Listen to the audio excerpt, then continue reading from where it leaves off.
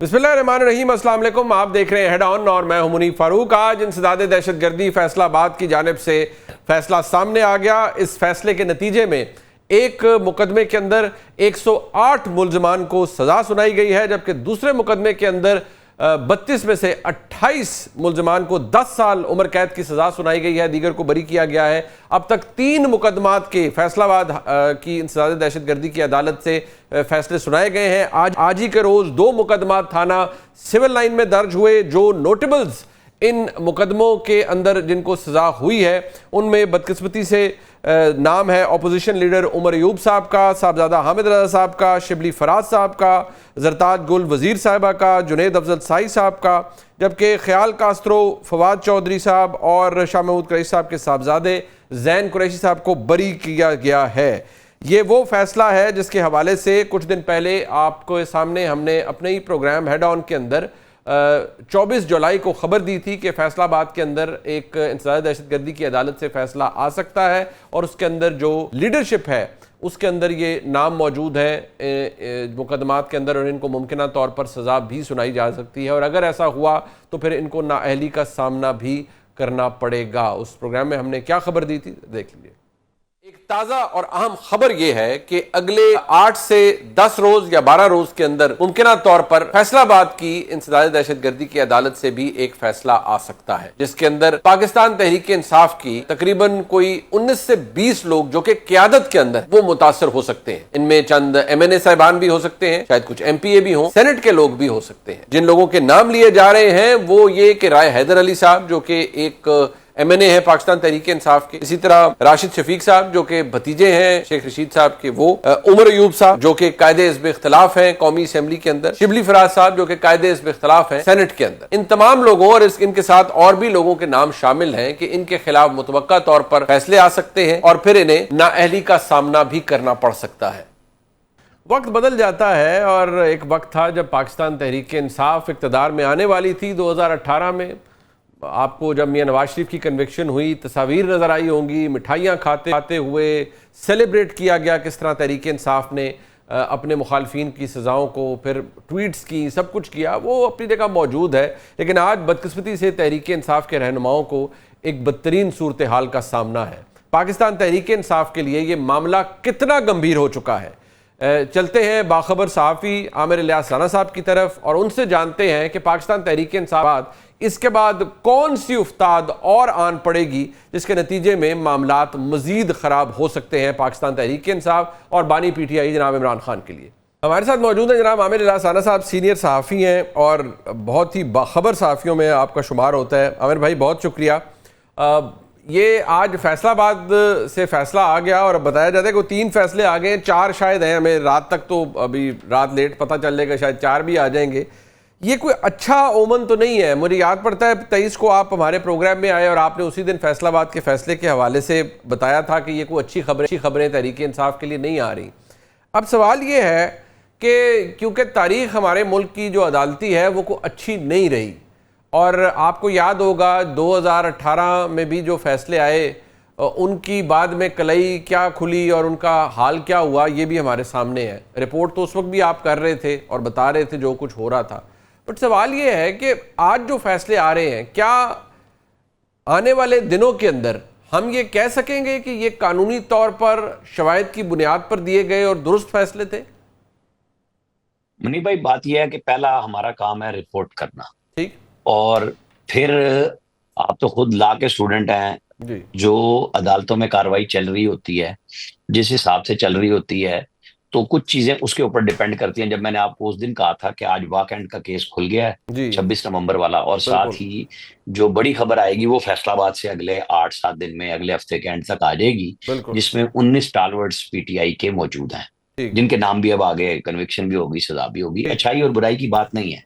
Issue ये है कि पाकिस्तान के अंदर सियासत पे बहुत फैसले हुए, लेकिन किसी भी पार्टी ने कभी जो मिलिट्री इंस्टॉलेशंस हैं, जो असासे होते हैं कौमी, उनके ऊपर हमले नहीं किए थे। ये एक बिल्कुल मुनफरिद नौयत का केस था और इस पे बात होती थी कि जी देखें, जो लंदन राइट्स हुए, जो कैपिटल हिल पे हमले हो रहे थे, वाशिंगटन में हो रहे थे, उन्होंने फटाफट दिन रात लगा के, अदालतें लगा के सजाएं दी लोगों को। यहाँ पे क्या हो रहा था, स्टे पे स्टे हो रहा था, जमानत पे जमानत हो रही थी। और आपको पता है कोर कमांडर्स की प्रेस रिलीजें आती थी, फॉर्मेशन कमांडर्स की आती थी। फिर मजाक उड़ना शुरू हो गया कि जी क्या आपने जोर लगाया कि आपसे कुछ फैसला ही नहीं हो रहा 9 मई का। वीडियो एविडेंस मौजूद है, डीजीआईएसपीआर 3-4 प्रेस कॉन्फ्रेंस कर चुके हैं उसके ऊपर कि कानून अपना रास्ता लेगा और हम लड़ेंगे। और मिलिट्री कोर्ट्स की फिर सजाएं दिसंबर में आई। फिर उनमें से कुछ लोगों को बाद में रैम की अपील पे छोड़ भी दिया गया, लेकिन उनकी अपीलें नहीं है। फिर अब जब सुप्रीम कोर्ट ने 4 महीने का कहा, तो जो केस बहुत डिले चल रहे थे, जिसके अंदर सियासत भी बहुत हो रही थी, गुफ्तगू भी बहुत हो रही थी, तो अब ये तो मुतवक्को था ना, और ये पीटीआई को भी पता था कि दिन रात जब शवाहिद रिकॉर्ड हो रहे हैं, गवाह हो रहे हैं, 342 या 352 का जो बयान होता है वो भी हो रहा है, सब चीजें हो रही हैं, तो अपने मंतकी अंजाम पे जब जा रहे हैं, तो हमने उस इस हिसाब से ये बात की थी कि अब ये केस अपने फाइनल मरहले पे आ चुके हैं। तो हमने कहा, तो वो किसी की सजा पे कोई बंदा खुश नहीं होता। ये पीटीआई वालों ने मिठाइयां खाई थी नवाज शरीफ की सजा पे, आपको पता है आज वो पूरे सोशल मीडिया पे तस्वीर चल रही है। सदर आरिफ अलवी भी हैं, इमरान खान भी हैं, सारे खड़े हुए हैं, और जाज चौधरी साहब भी हैं जिनको सजा जी हुई जी लाहौर जी, में। बिल्कुल ये बिल्कुल। सारे, लेकिन ये पीएमएलएन ने तो नहीं किया ऐसा, पीपल्स पार्टी ने तो ऐसा नहीं किया। अब ये इशू आ गया था बरह रास्त के, आप इदारों पे हमला करें और फिर आप बार बार चैलेंज करें कि ये आप लोग हैं, खुद फौज ने किया है। फिर जो जीएचक्यू हमला केस है उसमें तमाम वीडियो एविडेंस पेश हुआ। अच्छा, उसी की बुनियाद पे जब हाई कोर्ट से जमानतें लेने गए ये लाहौर हाई कोर्ट में, जो वहां के केसेस थे, तो उनकी जमानतें इमरान खान साहब की मुस्तरद हुई क्योंकि शवाहिद मौजूद थे। अब यहाँ पे भी वीडियो एविडेंस बकायदा पेश किए गए। फैसलाबाद में आप मुझे ये बताएं कि क्या हमला फौजियों ने किया था आईएसआई के दफ्तर नहीं नहीं, पे? बिल्कुल नहीं। किया तो लोगों ने ही था ना। वो तो नजर आ रहा है ना कि नजर वहां जो नजर कुछ आ रहा किया। है। अब उसके अंदर कोलैबोरेशन देखी जाती है, मुंतजिम कौन है, कहने वाला कौन है। जैसे मुराद सईद साहब की एक मुबैना ऑडियो चल रही है कि जब साथियों जो जगह आपको बताई गई है पहुंच जाए, और वो कमल शोदब बोल रही हैं, वो यास्मीन राशिद बोल रही हैं, उसमें वो अफरीदी साहब बोल रहे थे कि जीएचक्यू जाना है फलाने, मतलब ये सारी चीजें मौजूद थी। फिर मजाक उड़ना शुरू हुआ। अब ये सम अप यहाँ पे हो रहा है कि सजाएं हुई हैं और इसके ऊपर अपीलें हो जानी है। हाई कोर्ट का इनके अंदर रास्ता मौजूद है, आप सजा सस्पेंड जी करा जी, लें। बिल्कुल। जब जिमनी इलेक्शन की अगर इलेक्शन कमीशन देगा डेटें, आप उस पर जा सकते हैं। जमशेद दस्ती का तो केस जाली डिग्री का था ना, तो जी जी जिसपे इलेक्शन रोका गया है। जी हाँ। तो बाकी तो अभी मौजूद हैं। तो ये पीटीआई की सियासी क्यादत के लिए, मैं वकला की क्यादत की नहीं बात कर रहा ना, मैं आपकी वकला बरादरी के खिलाफ बात कर रहा हूँ, क्योंकि सियासत सियासतदानों का काम है। जैसे वकला का काम केस लड़ना है, इमरान खान साहब ने वकला को सियासत पे लगा दिया और सियासतदानों को पिछली लाइन पे बैठा दिया है। अच्छा। अब जिन जी जो बरी हो रहे हैं उनके ऊपर भी मशकूक शकूक के साए बढ़ा दिए गए। हाँ, नहीं वो ऐसे लग रहा है ना कि उनको ये कारण है, पता नहीं कोई डील हो गई ये हो गया। बट मुझे सिर्फ एक, चले अब मैं कानूनी और वो, ये आपकी बात दुरुस्त है। अब हमें थोड़ा भला कहते हैं कि भाई आपने ये क्यों खबर बता दी। वो खबर अच्छी बुरी नहीं होती, खबर खबर होती है और हमारा काम है खबर करना। आप जैसे आपने कहा रिपोर्ट करना, तकलीफ होती है लोगों को, या किसी को अच्छी लगती है बुरी लगती है, we can't really help with that anyone. But issue ये है कि क्या ये तहरीक इंसाफ के दोस्तों को नहीं पता? मतलब आज जो बैरिस्टर गौहर खान साहब की मैं जब गुफ्तगू सुन रहा था, तो उन्होंने कहा हम तो मफामत करना चाहते हैं। फिर उन्होंने, जैसे आपने भी कहा कि ऊपर वाली अदालतों में जाए, बिल्कुल ठीक है, उनका लीगल डिस्कोर्स है। बट क्या करे तहरीक इंसाफ, जो वो इस मझधार से खुद को निकाले? क्या फिर हम वो जो डीजीआईएसपीआर की प्रेस कॉन्फ्रेंस थी 2024 की, मेरे ख्याल में 7 मई वाली, उसके अंदर जो सिद्के दिल से माफ़ी की बात की गई थी, क्या तहरीक इंसाफ वो जब तक नहीं करती उस वक्त तक काम ख़त्म नहीं होगा, या वो स्टेज अब गुजर चुकी है आपके नज़दीक? लेकिन जिनको सजाएं हो चुकी हैं, यही तो बहस होती है ना, कि जो लोग माफिया मांगते हैं उनको तो छोड़ दिया जाता है। तो फौज ने तो पब्लिकली कहा था कि आप माफी मांग लें और सियासतदानों से जाके, हुक्मरानों से बात कर लें, आपने जो सियासत करनी है आप हमें इस तरह ना करें। तो फिर वो बात इस तरह ही साबित हुई कि जो लोग फिर माफी नहीं मांग रहे थे, केस लड़ना चाह रहे थे, वो लड़ रहे हैं। और अब फैसलाबाद में बहुत सारे लोग बरी भी हुए हैं, बहुत सारों को सजाएं भी हुई हैं। शायद 108 को सजा हुई है, 180 मुलजिमान में से, तो आप देख लें कि फिर 72 लोग तो बच भी गए उसके अंदर। कुछ लोगों की होता ही है ना कि कोई वीडियो एविडेंस था, किसी का ये था कि जी आपका टेलीफोन वहां पे पाया गया, आप वहां पे मौजूद थे। मतलब मुख्तलिफ लोगों को मुख्तलिफ अंदाज में, कुछ पर्चे दर्ज होने के मराहिल में बरी हो गए थे पुलिस की उस पे ही, कि गवाहियां दी कि हम फलां जगह मौजूद थे, इस तरह नहीं था। जैसे खतीजा शाह का केस था जी कि जी जी वो वहां पे मौजूद थी, फिर वो उनकी माफी हो गई। किसी ने कहा कि जी उसने, मैं तो वहां से गुजर रहा था। कुछ गरीब लोग इस तरह के भी फंसे हैं ना, कि जो वहां मौजूद थे किसी भी वजह से थे, जिनका ताल्लुक नहीं था पीटीआई से। लेकिन जब इस किस्म का काम हो जाए तो हैपोथेटिकली फिर ये तो पकड़ा जाता है ना, जो जो मौजूद है उठा लो इनको, फिर जिनके मोबाइलों की लोकेशनें वहां पे आई हैं उनको पकड़ हाँ, लो। जियो अब फेंसिंग में ये ये हुआ काम है, ये बात आपकी ठीक है, जी लेकिन कुछ और बहुत से लोगों को पुलिस ने फारग भी किया था कि जो लोग वही आप वाली बात गुजर रहे थे, जियो फेंसिंग में आ गए, उनसे जब पूछताछ हुई तो जो लोग बेगुनाह थे उनको फारग भी किया गया। अब यही वो बात है जो पीटीआई की क्यादत को, खासतौर पे इमरान खान को समझने की जरूरत है कि क्या वो अगला मरहला लड़ाई का ही चुनेंगे। जैसे आज उन्होंने कहा है कि हम 5 अगस्त को इस्लामाबाद में जलसे की दरखास्त दे दी हमने और हम जलसा करेंगे। वो इजाजत मिलती है कि वो F9 पार्क मांग रहे हैं, उन्हें संजानी देते हैं, नहीं देते हैं, कौन सी जगह देते हैं, ये तो अब इंतजामिया और इनकी बात होगी, वो हम चेक करेंगे तो पता चल जाएगा कि क्या पोजीशन आ रही है। लेकिन उन्होंने एक मुजाहिमत का काम किया है, तहरीक तहफ़्फ़ुज़ आईन पाकिस्तान को दिया है। तो ये पीटीआई की क्यादत को पता था कि इमरान खान कह रहे थे कि मैं जेल से इसकी क्यादत करूंगा, तो उन्होंने वो महमूद खान अचकजई के सुपुर्द कर दी कि पीटीआई पीछे हट जाए। तो वो लोग भी बहुत आगे जा रहे हैं मुतालबात में। असल बात यह है कि आप कहें कि जी हम किसी शर्त के बगैर गवर्नमेंट से बात करना चाहते हैं, हमारा कसूर है नहीं है, मैं सजेशन दे रहा हूं, मैं ये नहीं कह रहा कि आप जाके कर लें, ये उन्होंने खुद फैसला करना है। लेकिन सियासी क्यादत में शहबाज शरीफ खुद चल चल के जा रहे हैं, कभी असम्बली के फ्लोर पे, कभी बैरिस्टर गौर के पास के बात करें। लेकिन बैरिस्टर गौर को अडयाला से इजाजत नहीं मिली कि प्राइम मिनिस्टर से गुफ्तगू करें, चाहे स्पीकर ऑफिस में ही करें, इजाजत नहीं मिली। बजट के आखिरी दिन जब पास हुआ है, प्रोरोग हो रहा था सेशन, प्राइम मिनिस्टर गए थे। अब वो जून की आखिरी दिनों से लेके अब जुलाई के आज आखिरी तारीख है, अगर उन्हें 1 महीने में इमरान खान से और जिसमें उनकी मुलाकात भी हो गई, इजाजत नहीं मिली, तो फिर मैं और आप क्या कर सकते हैं? फिर हम यही तबसरा करेंगे कि जी अब भी होश के नाखून लें, आप स्टेट से क्यों टकरा रहे हैं? आप बार बार नाम देते हैं, चलें आप गम में हैं, गुस्से में हैं, लेकिन क्या उन्होंने गुस्सा दिखाया? वो तो वही केस लेके चल रहे थे जिनकी ऊपर अब कन्विक्शन हुई है। अब अपीलों से पहले सियासी टेम्परेचर को अगर ये बढ़ाना चाहते हैं तो फिर उसके ऊपर गवर्नमेंट की तरफ से भी प्रेशर बढ़ेगा। तो बीच में लोगों को आना चाहिए, चाहे तहरीक तहफ़्फ़ुज़ आईन पाकिस्तान के नाम से ही महमूद खान अचकजई हों, लेकिन ये लोग बातचीत का रास्ता बनाएं। ये समझ रहे हैं कि हम जलसा करेंगे, उरूज पे होंगे, तो वो चीज अब तक तो पायदार नहीं बनी है। अब वो जो सरप्राइज एलिमेंट पीटीआई कह रही है हम देंगे, तो हम और आपको वेट करना चाहिए कि वो 5 तारीख को क्या सरप्राइज आना है। ठीक, और ये जो सरप्राइज एलिमेंट जिसकी आप बात कर रहे हैं, जरा इख्तिसार से बता दें। आप, जारी बात है, अंदाज़ा सड़क पे भी पता चलता है ना कि वो सरप्राइज देने की पोजीशन में एक जमात है या नहीं है, वो इतनी ताकत, इतनी स्टीम रखती है या नहीं रखती।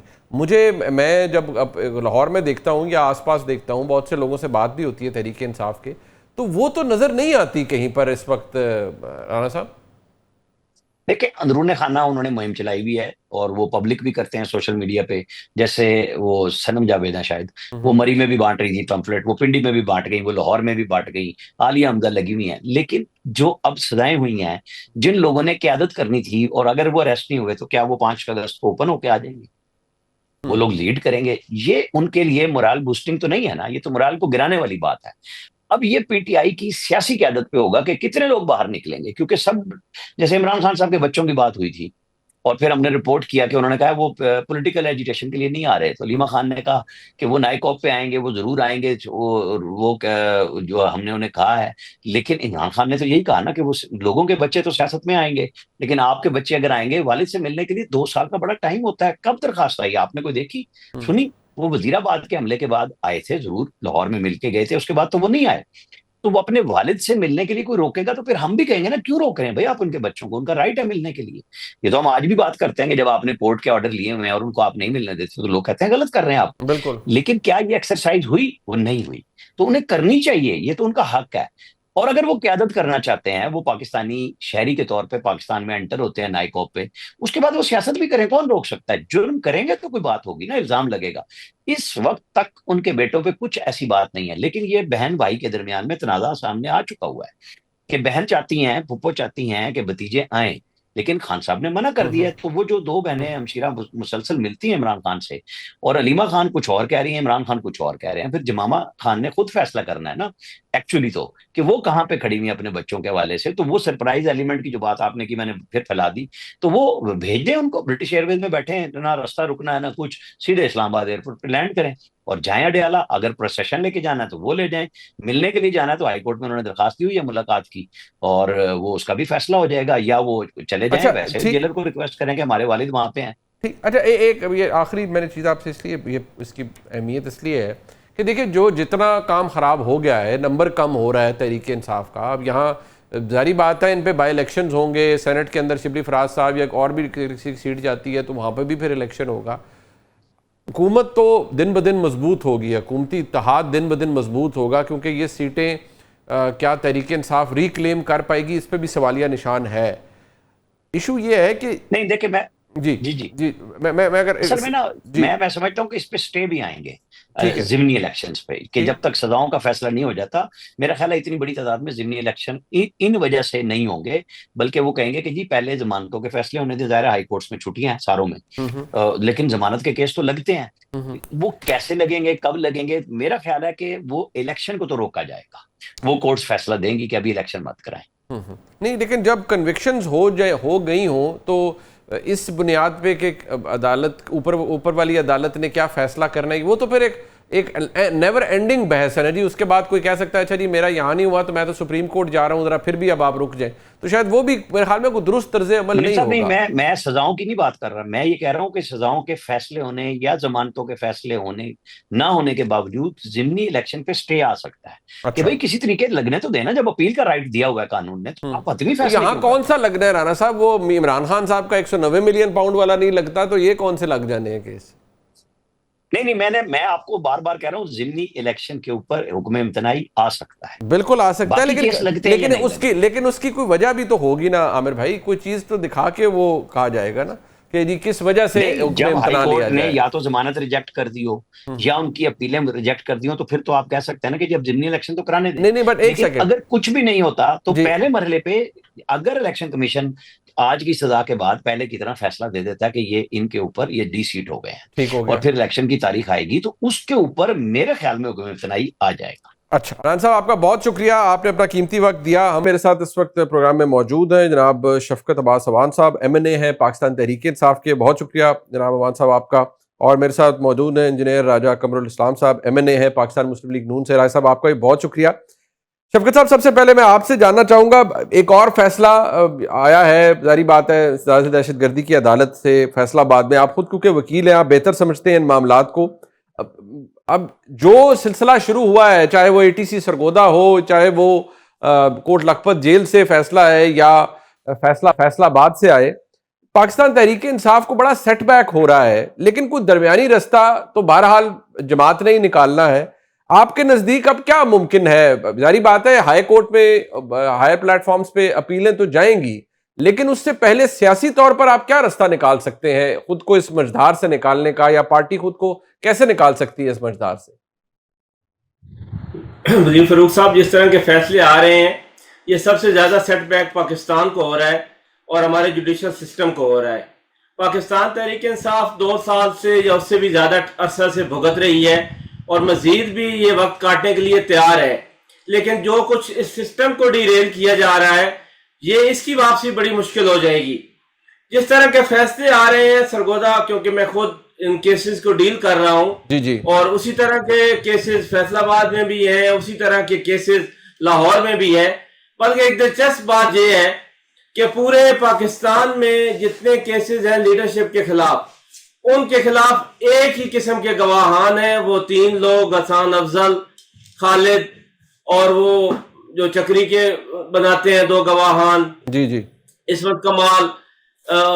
तो वही पूरी ATC में, वो रावलपिंडी में भी, वो इस्लामाबाद में भी, वो सरगोदा में भी, वो लाहौर में भी और फैसलाबाद में भी अपनी शहादत वही लोग रिकॉर्ड करवा रहे हैं और उनकी शहादत पढ़ने के लायक है। कहानी तो वो कहते हैं कि हम जब गए और खान साहब की सिक्योरिटी का सार तोड़कर हम उनके अंदर वाले कमरे में चले गए और वहां पे खान साहब अपनी सारी जो रफ़काए कार थे उनके साथ मीटिंग कर रहे थे। कहीं पे वो उनकी तादाद 14 बताते हैं, कहीं पे 18 बताते हैं, कहीं पे वो 54 बताते हैं। और ये जो साहिबान है हसन अफजल और खालिद, ये छुप जाते हैं टेबल के नीचे और सोफे के नीचे, और सारी कन्वर्सेशन जो पाकिस्तान को तबाह करने की है, खान साहब बता रहे थे अपने साथियों को कि इस तरह कर देना है, इस तरह कर देना है, ये सुन रहे थे। और इन्हीं की शहादत पर लोगों को 10-10 साल सजा दी जा रही है और 10-10 लाख के जो नुमाइंदगान हैं उनको उनकी सीटों से फारिग किया जा रहा है।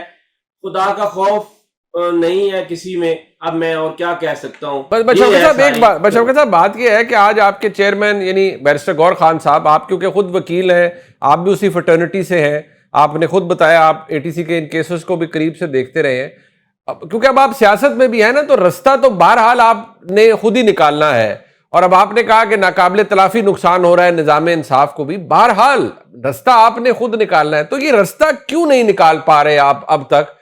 इमरान खान साहब को इक्तदार से गए 3 साल हो गए, जेल में गए 2 साल हो गए, ये रास्ता क्यों नहीं निकाल पा रहे अब तक आप? तो इसका तो सीधा सीधा मतलब ये है कि ये सजाएं हमें गलत हो रही हैं और हम जाएं और उनके पैर पकड़ें और उन्हें कहें कि जी हमें माफी दे दें और हमें ये सजाएं ना दें। देखिए, हम इस सिस्टम के लिए और इस मुल्क में आइन और कानून की बहाली के लिए तो लोगों के साथ बैठने को तैयार है, लेकिन हम जाती हैसियत में किसी की मिन्नत समाजत करने को बिल्कुल तैयार नहीं है। सजाएं दें, हमें नाअहल करें और सिस्टम को डीरेल करें और हाइब्रिड सिस्टम जिस तरह का ये चाहते हैं उसको मजीद हाइब्रिड प्लस कर दें। लेकिन क्या आप इस तरह मुल्क के लिए खैर खाई कर रहे हैं, मुल्क को चला लेंगे? मुनीर फारूक साहब, हम क्या करें कि हमें सजाएं ना हो? मुझे बता दें, कोई ऐसा काम तो बताए ना। अगर ये जुडिशरी सजाएं वाकई जेन्युइन दे रही है तो फिर इसमें तो हमारे किसी किस्म की बात नहीं आनी चाहिए कि जी मुज़ाकरात नहीं हो रहे। क्या हम मुज़ाकरात के टेबल में बैठेंगे तो सजाएं फिर कम हो जाएंगी?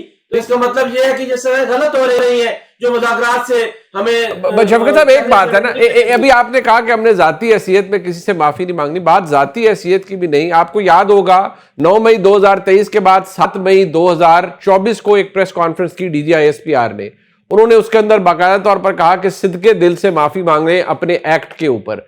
तो क्या तहरीक इंसाफ, अब क्योंकि आप भी मेंबर हैं पार्टी के, खुद MNA है माशाल्लाह, क्या कोई रियलाइजेशन थी कहीं पर कि यार 9 मई को कुछ ना कुछ तो गलत हुआ होगा जमात की बुनियाद पर या जमाती तौर पर, कोई फैसला कोई काम, या आप समझते हैं कि बिल्कुल ही 9 मई वही आपका भी मानना है कि ये फॉल्स फ्लैग है और इससे तहरीक इंसाफ का कोई ताल्लुक नहीं? टोटली फॉल्स फ्लैग ऑपरेशन है मुनीर फारूक साहब, और हमारे लीडर ने पहले दिन से कहा है कि आप जुडिशल कमीशन बनाएं और लोगों को सामने लेके आए। अगर हम गिल्टी हुए तो हम सजा भी उसकी भुगतेंगे और माफी भी मांगेंगे। लेकिन अगर खुदा न खास्ता कोई और बंदा इसका मुजरिम हुआ या किसी और ने ये करवाया हुआ तो फिर उसको भी माफी मांगनी पड़ेगी। अब अगर हम मेरी बात सुनेंगे, थोड़ी सी कंप्लीट करने दें। अगर हमने ये करवाया होता तो हम क्यों कहते जुडिशल कमीशन बनवाए? जो नहीं बना रहे या जो नहीं बनने दे रहे, गलती तो वहां पे है। वही नहीं चाहते कि असल हक़ाइक़ सामने आए, क्योंकि असल हक़ाइक़ सामने आएंगे तो बहुत से चेहरे बेनकाब होंगे और फिर पाकिस्तान तहरीक इंसाफ कहीं पीछे रह जाएगी और वो चीजें सामने आ जाएंगी जो इस फॉल्स फ्लैग ऑपरेशन करवाने में मुतारिक थी। अच्छा राजा साहब, बात यह है कि अब क्योंकि शफकत अवान साहब आपके कुलीग भी हैं, शफकत अवान साहब, अब जारी बात है आप दोनों MNA हैं। राजा साहब, मुझे याद पड़ता है 2018 में आपको भी एक केस में पता नहीं बुलाया किसमें, आपको भी पकड़ लिया और बड़ा लंबी आपने भी जेल काटी। बहरहाल फिर आप at the end of the day बाइज्जत बरी हुए। तो सजाएं तो सब ने भुगती हैं, लेकिन राजा साहब जो सजा भुगत के आता है वो सियासी तौर पर भी और वैसे भी बड़ा कुछ सीख जाता है, लेकिन यहां तब्दील कुछ नहीं हो रहा। राय साहब, आज भी वही कुछ है। आज देखिए शफकत साहब फरमा रहे हैं कि भाई ये सजाएं, ये कानूनी ये जो फैसले हैं ये दुरुस्त नहीं है, ये गैर कानूनी है। आप भी एक ऐसे फैसले का शिकार हो चुके हैं। क्या ऐसा तो नहीं होगा कि आज से कुछ अरसे बाद आप दोनों ही किसी जगह बैठे होंगे और कह रहे होंगे कि हम सबको सजाएं ऐसी हुई जो कि कानूनी तौर पर जायज नहीं थी? तारे साहब,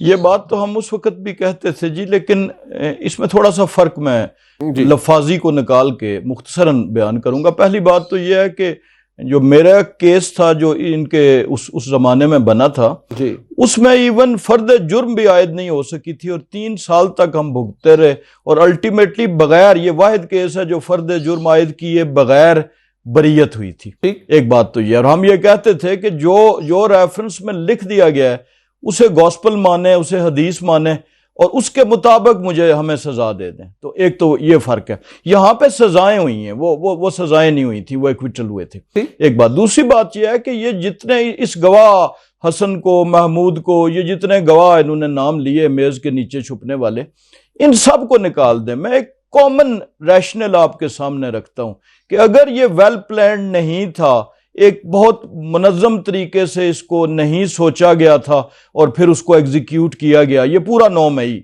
तो ये क्या वजह है कि आप हमेशा देखेंगे कि हमेशा, मेरा ताल्लुक भी 3 नस्लों से पुलिस फैमिली से है, हमेशा पुलिस लोगों के रैत का निशाना बनती है जब भी कोई एहतजाज होते हैं, या कोई GTS की बस जल जाती है, कोई सरकारी कोई गाड़ी के शीशे टूटते हैं।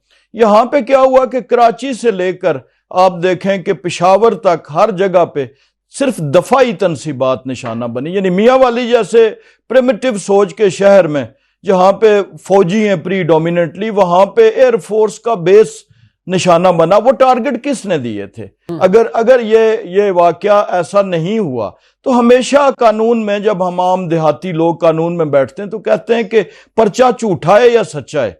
तो आप ये देखें कि ये जो पर्चा हुआ है, क्या वकूआ झूठा था, क्या फैब्रिकेटेड था, कोई वैसे किसी ने जख्म लगा के किया था? तो ये तो पहले साबित करता है। और फिर दूसरा मैं नुक्ता ये भी शफकत साहब की गुफ्तगू की रोशनी में कहूंगा कि एक भी किसी और सियासी जमात का कारकुन उधर पाया गया है। या तो कहें कि चलें जी उसमें कुछ जमात इस्लामी वाले शामिल हो गए थे, कुछ JUI के थे, कुछ नून लीग के आगे, कुछ पिपलिए थे, तो कोई भी अगर उसमें किसी भी जगह पे वो मौजूद हैं। बार बार सीसीटीवी कहा जाता है, ये वो फुटिंग्स हैं जो उन्होंने अपने उस पे लगाई। अब आ जाए जुडिशल कमीशन पे कि हम ये मुतालबा करते थे, तो ये सारा प्रोसेस जो है अल्टीमेटली जुडिशल कमीशन में कोई आसमान से तो नहीं आने थे, हाई कोर्ट या सुप्रीम कोर्ट के जजेस होते, तो अभी ये नेक्स्ट अपील वहीं जा रही है।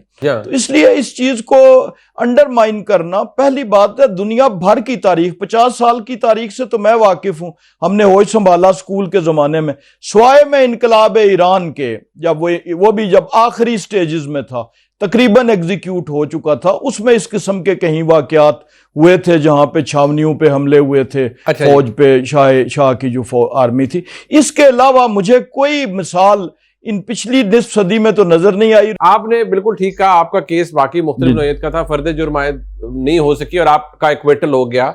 देखिए आपके एक कोलीग और आज भी वो एडवाइजर है राना सनाउल्लाह साहब, वो जब उनके खिलाफ केस हुआ ना, वो हेरोइन का झूठा केस था, वो कहते थे कोई इंडिपेंडेंट विटनेस ले आए, कोई इंडिपेंडेंट विटनेस। अब राय साहब, क्योंकि शफकत अब्बास साहब भी वकील है, मैं खुद भी एक तालिब इल्म हूं, बार बार बात वही होती है, इन्होंने पॉइंट आउट किया जी कि ये सब प्रोसिक्यूशन की विटनेस ये सारी पुलिस की है, इंडिपेंडेंट विटनेस कोई नहीं है। बार बार तहरीक इंसाफ के बहुत से दोस्त ये बात कहते हैं। क्या ये सवाल दुरुस्त है आपकी जानिब से, या आपको लगता है कि ये बार बार बात की जाती है? राजा साहब के गवाहान जो पेश किए गए हैं इस्तिगासा की जानिब से, वो तमाम पुलिस के लोग हैं, कोई कांस्टेबल है, कोई ASI है, कोई SHO है। जी, ये आम तौर पे देखें जहां पे स्टेट मुदई होती है, या जितने केसेस आप देख लें जहां पर रियासत या हुकूमत मुदई होती है, और इस किस्म के मामलात में जाहिर है उस वक्त कोई ना PMLN का मुदई बनता तो कहते जी ये सियासी वो है, इंतकाम है, किसी और सियासी जमात का बनता तो कहते जी ये कोई किसी का फ्रंट मैन है। तो ऑब्वियसली उन्हीं ने बनना था जो विटनेस थे, और उस इब्तला में जब वो आग लगी हुई थी तो उसमें और कौन हो सकता था, एक बात। दूसरी बात यह है कि ये गवाहियों का एक प्रोसिक्यूशन का सिस्टम होता है। राना सनाउल्लाह साहब के केस में भी मैं भूल गया था बात करते हुए, तब भी वो उन्होंने कहा था कि वो मोहम्मद नथा और हवालदार ने कहा कि मुल्जम ने इशारा करके बताया कि जी हिरवन जो है वो इस अटैची केस में, और मुल्जम के उस इशारे पे हमने अटैची केस निकाला और उसमें से सफ़ेद रंग की थैली में फलां। तो ये प्रोसिक्यूशन की एक टिपिकल, जहाँ पे भी आप देखें कि वो एक किसी किस्म की होती है कि वो लैंग्वेज चूंकि वही है तो उसको इस तरीके से करना। और दूसरा ये चूंकि इतनी बड़ी एक्सरसाइज थी और इसमें ये अक्सर लोग कहते हैं कि जी फलां शख्स हाजिर नहीं था, तो ये जो सोशल मीडिया पे अभी मैं जो गुफ्तगू कर रहा हूं, अगर इससे मेरे कोई हल्के के लोग इश्तियाल में आके अपने मुखालिफ पे हमला कर दें तो मैं ये तो नहीं कह सकता कि मैं घर में बैठा हुआ ये बात कर रहा था। तो इसलिए अब मीडिया के आने के बाद ये जितनी चीजें जिस तरीके से फैली, जो बयानात आए कि जगह जगह आपने देखा बहुत सी ऑडियो सुनी कि कोर कमांडर हाउस पहुंचे, वहां पहुंचे जहां का बताया गया था, वहां पहुंचे जहां पे ड्यूटी लगाई गई थी। शफकत अब्बास साहब, एक बात है कि एक तो चले राजा साहब का एक प्रिंसिपल आर्गुमेंट है कि नहीं वो जहां भी लोग थे वो तहरीक इंसाफ के वर्कर थे, बाकी कोई किसी जगह जनरल पब्लिक के लोग नहीं थे, जो भी जिनको राउंड अप किया गया जियो फेंसिंग के तहत जो आए, जो सब कुछ हुआ। But keeping aside the legal aspect के, उस पर आप जारी बात है आप हाई कोर्ट में जाएंगे और मुमकिन है कि ये फैसले आप ओवरटर्न करा दें किसी जगह जाकर, बट सवाल ये है एज लॉन्ग एज आप इसे फॉल्स फ्लैग कहते रहेंगे तो फिर जो कंप्लेनेंट है प्रिंसिपल, आप तो उस पर इल्जाम लगा रहे हैं कि नहीं जी असल मुजरिम आप हैं, ये तो आपने खुद रचाया था सारा ड्रामा। इससे तो शफकत साहब आपको नहीं लगता कि मामला मजीद तल्ख होगा बजाय दुरुस्त होने के? फारूक साहब, बड़ी खूबसूरत बात आपने की है, मैं दाद देता हूं आपकी बात का कि हमने कंप्लेनेंट को झूठा कहा है। हम नहीं कंप्लेनेंट को झूठा कह रहे, कंप्लेनेंट खुद को झूठा कह रहा है। मुझे वो बताएं मुराद राज से लेकर और वो सारे बंदे जो कि मरकजी किरदार थे 9 मई के, वो आज कहां है?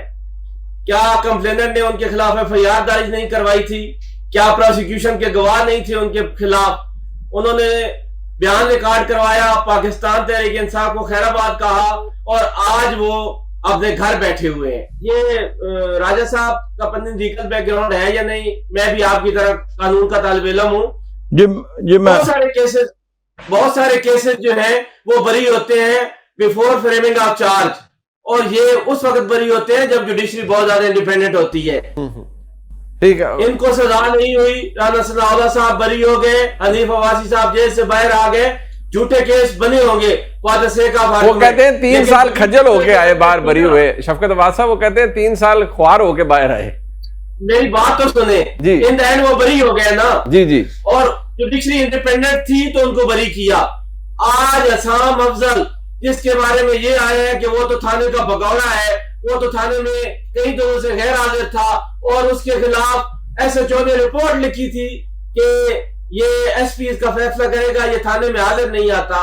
वो असाम अफजल कहता है कि मुझे थाने ने डिप्यूट किया था और मैं 7 मई को इमरान खान साहब के मेन ड्राइंग रूम के मेज के नीचे छुप के ये सारी कहानी सुन रहा था।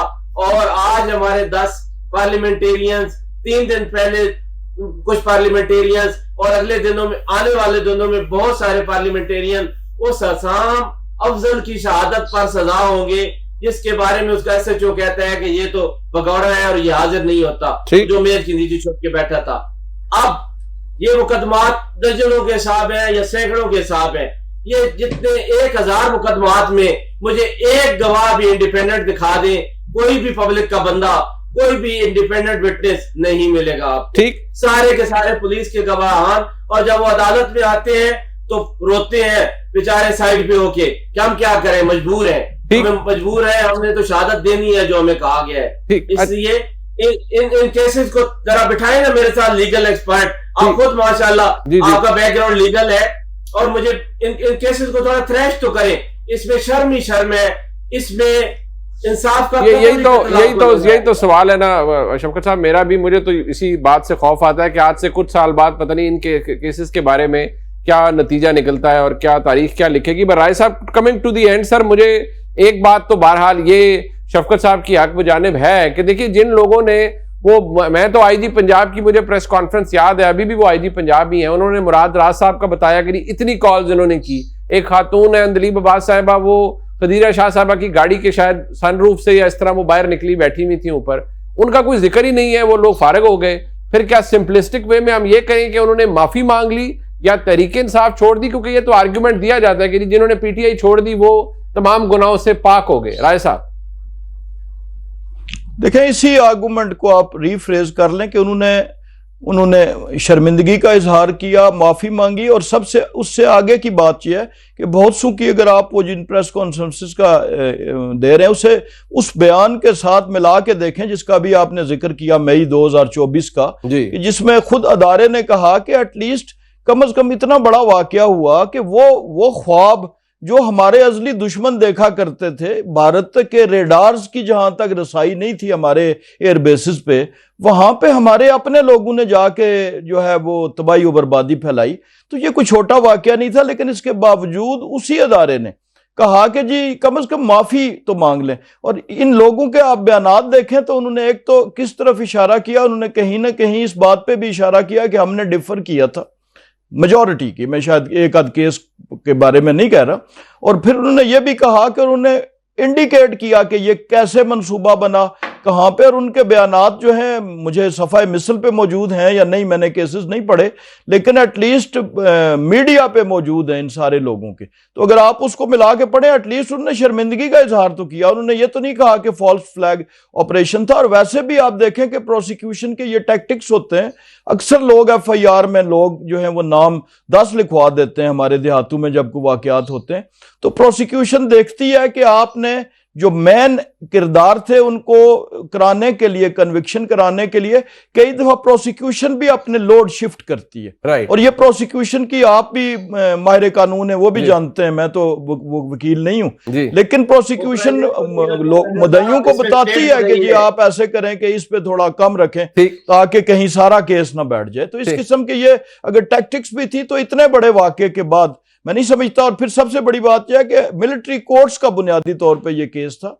और दुनिया भर के माहिरीन इस पे कहते हैं, लेकिन जब इनका भी मौकफ यही था कि नहीं जी इसे दहशतगर्दी कोर्ट में चलना चाहिए। अब चूंकि डिले हुई और टाइमिंग कहीं किसी ऐसी जगह पे आ गई कि जिस पे एतराज किया जा सकता है कि जी अभी क्यों हुआ, लेकिन वो आप हमारे लीगल सिस्टम से वाकिफ हैं कि चाहे 60 डेज का ही फैसला लिखा कानून में ऐसे ही होता है, लेकिन जितनी स्पीडी ट्रायल कोर्ट्स हैं उनमें फिर जो ताखीर होती है वो भी मुकला और उनकी कानूनी मुशगाफियों की वजह से ही होती है। शुक्रिया अदा करूंगा जी जनाब शफकत अब्बास सवान साहब का, MNA पाकिस्तान तहरीक इंसाफ, और राजा कमरुल इस्लाम साहब का, MNA पाकिस्तान मुस्लिम लीग नून। मामला हमारे सामने है, बहस तो ये जारी है और जारी रहेगी। बहरहाल ये फैसले आ चुके हैं और बहुत से फैसले आने वाले हैं। प्रोग्राम आपने देखा, इसका फीडबैक हमें जरूर दीजिएगा। देखने का बहुत शुक्रिया। खुदा हाफिज़।